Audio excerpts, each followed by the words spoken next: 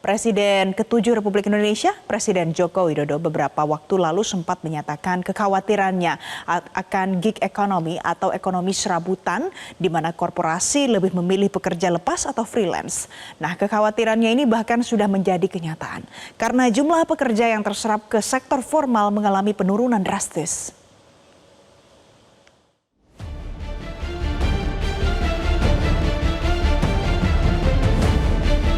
Gig ekonomi.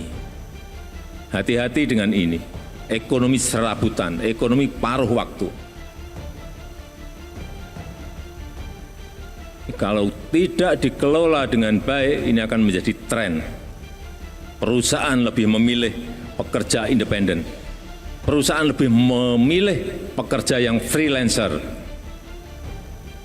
Perusahaan lebih memilih kontrak jangka pendek untuk mengurangi risiko ketidakpastian global yang sedang terjadi. Ini trennya kita lihat menuju ke sana.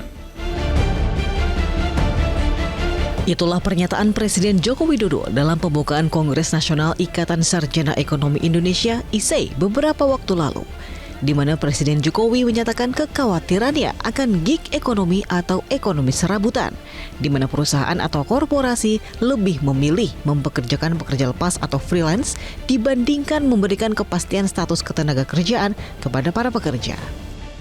Kekhawatiran Presiden Jokowi sebetulnya tidak perlu diragukan lagi karena kecenderungan gig ekonomi sudah terjadi. Berdasarkan hasil survei Angkatan Kerja atau Sakernas yang dilakukan oleh Badan Pusat Statistik atau BPS, menunjukkan adanya tren penurunan penyerapan tenaga kerja di sektor formal, yaitu pekerja yang memiliki perjanjian kerja dengan perusahaan berbadan hukum.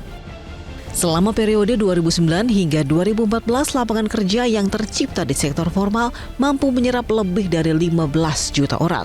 Namun jumlah ini terus turun secara signifikan hingga hanya menyerap sekitar 2 juta orang saja di periode 2019 hingga 2024. Yang berarti dalam 5 tahun terakhir, jumlah tenaga kerja yang terserap di sektor formal hanya sekitar 400.000 orang per tahun.